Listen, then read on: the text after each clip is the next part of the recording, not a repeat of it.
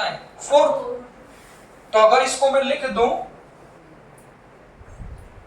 अगर मैं इसको लिख दूं यहां पर कि लेंथ ऑफ इमेज कितनी होगी, तो बस length of image upon length of object that is equal to +4। तो लेंथ ऑफ इमेज कितनी हो जाएगी +4 इंटू ये कितना है, मल्टीप्लाई कर दूं यूनिट के साथ मिलीमीटर, तो लेंथ ऑफ इमेज कितनी हो जाएगी 8 मिलीमीटर। इसको देखो अभी भी एक चीज बची है।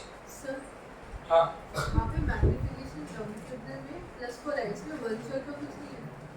जब अलोंग रखा रहता है तो रियल वर्चुअल का कोई साइज नहीं, सारे केसेस जो हम पढ़े हैं फोर्सी और इस वाले परपेंडिकुलर रखने वाले। इसको देखिए, बट अभी भी इसमें एक क्वेश्चन बचा हुआ है।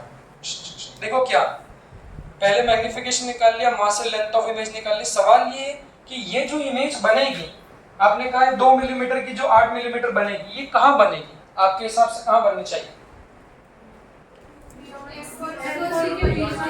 डेटा क्या है, ऑब्जेक्ट का रखा है F और C, तो कहां बनेगी बियॉन्ड C। अब एक डेटा याद रखो सॉल्व करके, मैंने जितने भी क्वेश्चन बनाए उन सब में मैंने फोकल लेंथ 20 ली, अगर आप नोटिस करो तो कुछ दो डेटा मुझे इतने सालों में सॉल्व करके मिले जिससे अच्छे आंसर आते। देखो नॉर्मली सारे आंसर विदाउट द डेसिमल आएंगे, वो डेटा कौन सा है, तो उसको मैं कहता है 20 30 का 60, वो डेटा याद रखो 20 30 60। मतलब अगर फोकल लेंथ 20 है, ऑब्जेक्ट की डिस्टेंस अगर 30 है, तो जो इमेज है वो कहां बनेगी 60 पे। 20 30 का 60 मतलब फोकल लेंथ 20, ऑब्जेक्ट डिस्टेंस कितनी है 30, तो वो किसके बीच होगी, सोचो। फोकल लेंथ 20 है, ऑब्जेक्ट डिस्टेंस कितनी है 30 है, मतलब वो किसके बीच है F और C, तो इमेज कहां बनेगी बियॉन्ड C। तो 20 30 का 60 डायरेक्ट, और शायद 10 15 का 30 भी होता है। या अगर फोकल लेंथ 10 हो, ऑब्जेक्ट डिस्टेंस अगर 15 हो, तो इमेज शायद, उसको बहुत दिन से यूज नहीं किया, वो शायद 30 में बनती। तो यहाँ पर बिना सॉल्व करे भी आपको आना चाहिए, बट अगर हम लोग अभी सॉल्व करें तो इसका v कैसे निकालोगे, इसका v फॉर्मूला कौन सा, देखो बच्चों फॉर्मूला कौन सा, ट्रांसवर्स मैग्नीफिकेशन किसके बराबर मिल गया -2, इसको किससे इक्वेट कर दोगे, सेकंड वाले से कर दूं, तो उसको लिख देंगे -v/u बराबर कितना -2, काट दो, किसको साइन नहीं देना है, जिसको निकाल रहे, तो v को निकाल रहे तो लिख दो यहाँ पर v/u कितना है -30 बराबर कितना 2, मल्टीप्लाई कर दें तो v की वैल्यू देखो, तो 20 30 का 60। तो फाइनल फोटो कैसा बनेगा इसका, फाइनल फोटो कैसा बनेगा वो देखो, फाइनल फोटो कैसा बनेगा, ये हमारा फोकस है, देखो बच्चों ये हमारा सेंटर ऑफ कर्वेचर है, हमारा जो ऑब्जेक्ट है, जो पिन है जो कि बहुत छोटी है, वो पिन हमारी यहां रखी है, जो u है वो दोनों के लिए एक ही है, विच इज इक्वल टू -30। ध्यान से लास्ट कंक्लूजन है, बट इस पिन की जो कि 2 मिलीमीटर की हमने निकाली, इस पिन का साइज कितना चाहिए 8 मिलीमीटर, और कहां पर चाहिए 60,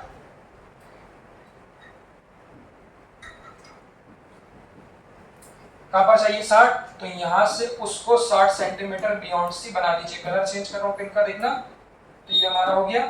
तो ये अब वो बनेगी कैसी, ऐसी ऐसी, तो ठीक है, उससे तो हालांकि कोई फर्क नहीं पड़ना, क्योंकि हम उसके शेप से कोई फर्क नहीं पड़ते। यस, थोड़ी बड़ी बन जाएगी बस। देखो तो ये छोटी पिन थी, इसकी image, length of image will be 8 millimetre and its position will be -60 centimetre. देखिए ये हमारे पूरे क्वेश्चन का कंक्लूजन है। इसको अच्छे से देखो, एक बार 10-20 सेकंड जरा इस पे मेरे हिसाब से मंथन करो, फिर दोनों को हम लोग कंपेयर करेंगे, इस पे विचार करो, ये बहुत ही इंपॉर्टेंट क्वेश्चन है। फिर इसमें एरिया जब निकालेंगे तो भी वो सेम ही होता है, इसलिए इसको सीख लो अच्छे से। दोनों क्वेश्चन आपके सामने, एक बार इस फोटो को देख लो पहले मेरे हिसाब से, इसको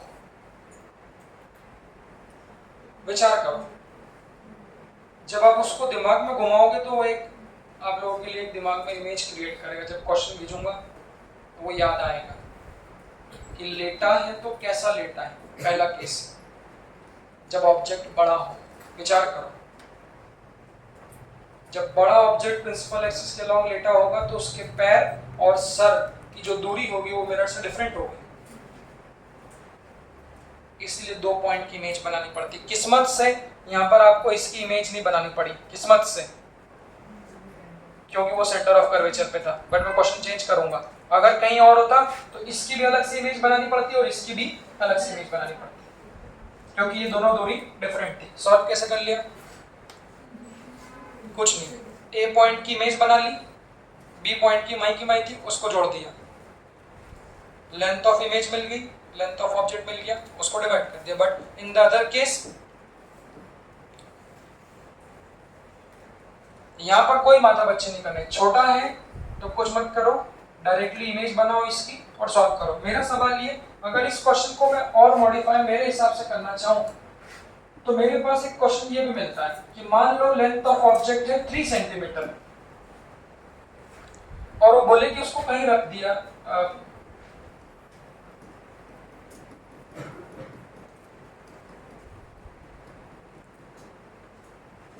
इसका एंड कहां जाके करेंगे वो देखना हम लोग। मैंने मान लो ऐसा रख दिया,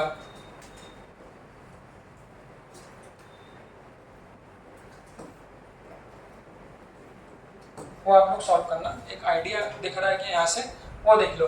मैंने बोला such that A is at 4 centimetre from centre of curvature. आप लोग कर लेना, थोड़ी मेहनत का काम रहेगा बट करके लाना। Focal length of mirror BC ले लो, ऐसा डेटा वही है। क्वेश्चन देख लें सब लोग। तो साइज ऑफ ऑब्जेक्ट हमारा 3 सेंटीमीटर है, उसको देख लीजिए, सॉल्व आप करना। फोकल लेंथ 20 सेंटीमीटर है, उसको देख लीजिए। ऑब्जेक्ट अभी भी प्रिंसिपल एक्सिस के अलॉन्ग लेटा ही है, मतलब लॉन्गिट्यूडनल ही है, बट ऑब्जेक्ट का साइज देखो 3 सेंटीमीटर है, जो कि फोकल लेंथ के क्या है, कंपेरेबल है। इस तरह से लेटा है, जो आप में से किसी ने कहा था कि अब ए वाला सेंटर ऑफ कर्वेचर पे तो नहीं, कहां पर है? सेंटर ऑफ कर्वेचर से भी कहां पे? 4 पे। सॉल्व आप करना। मेरा सवाल, बिना सॉल्व करे इमेजेस कहां बननी चाहिए ए और बी की?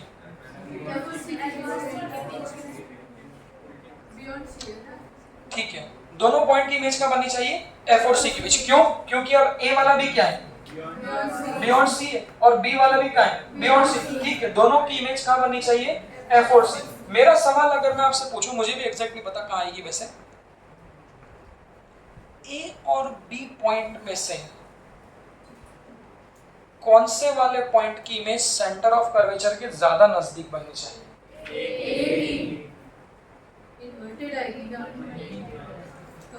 देखो इसमें इन्वर्टेड वैसे इन्वर्टेड तो बोलते नहीं, पर अगर तुम बोलना चाहो कैसे देखते वैसे? हाँ, उसके लिए हम लोग इमेज की जब रूल पढ़ रहे थे, जब शायद मैंने बात करी थी, उसको कैसे देखते बच्चों? ऊपर देखो, हाथ देखना मेरा। मैंने बोला था जब ऑब्जेक्ट इंफिनिटी पे होता है तो इमेज क्या होती है? ऑब्जेक्ट इंफिनिटी पे तो इमेज क्या होगी? फोकस है। और ऑब्जेक्ट जब सेंटर ऑफ कर्वेचर पे होगा तो इमेज सेंटर ऑफ कर्वेचर। उसको कैसे देख सकते हैं? देखो ए और बी में सेंटर ऑफ कर्वेचर के नजदीक कौन है?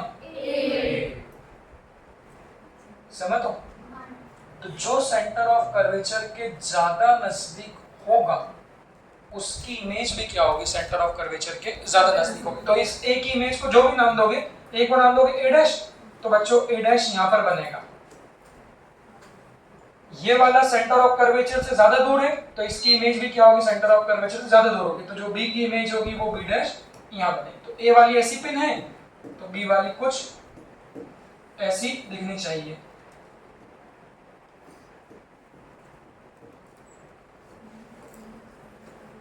अब उसको आप इन्वर्टेड बोलो, हालांकि इसमें अपन इन्वर्टेड बोलते ही नहीं, बट ये ऐसा बनेगा। मैग्निफिकेशन जो भी होगा वो आप लोग कैलकुलेट करके लाइएगा। इसका साइज है 3 सेंटीमीटर, इसका साइज कितना होगा वो आप लोग सॉल्व करके लाना, ये आपका होमवर्क है। मेरे पास इसका और एक एडवांस वर्जन है, उसको भी देखिए। ये देख लिया?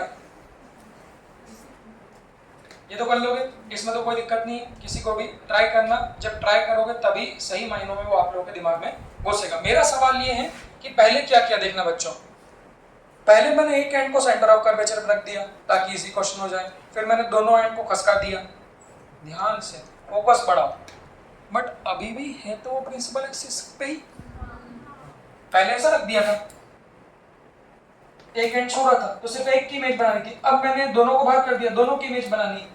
ध्यान से अगर इसको प्रिंसिपल एक्सिस के ऊपर खसका दो, पूरा दिमाग लगा के लाना।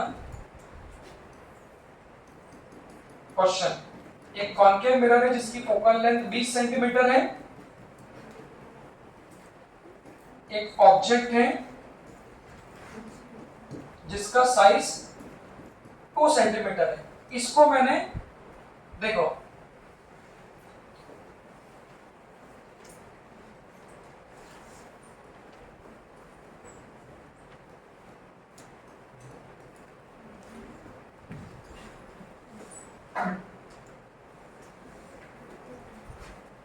इस ऑब्जेक्ट को मैंने 4 centimetre above the principal axis रख दिया,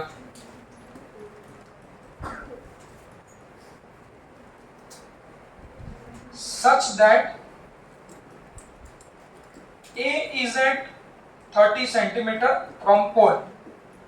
कोई बोलना नहीं ना, थोड़ा दिमाग में उसको घूमने दो। पहले इसको ऐसा रखा था, सेंटर ऑफ कर्वेचर पे टच कर रहा था, फिर इसको ऐसा रख दिया, सेंटर ऑफ कर्वेचर पे टच कर रहा था बट प्रिंसिपल एक्सिस पे था, फिर इसको ऐसा रख दिया कि कोई सेंटर ऑफ कर्वेचर पे टच नहीं कर रहा, फिर इसको उठा के यहाँ से ऐसा रख दिया। अब प्रिंसिपल एक्सिस, क्वेश्चन बहुत इंटरेस्टिंग है, उसको सबसे पहले डेटा देख लो। 4 सेंटीमीटर क्या देख लिया, विचार कर लो। तो अब इस ऑब्जेक्ट को प्रिंसिपल एक्सिस के कहाँ रख दिया, ऊपर रख दिया, सच दैट कैसा, एक ही दूरी। मेरा सवाल ये फाइंड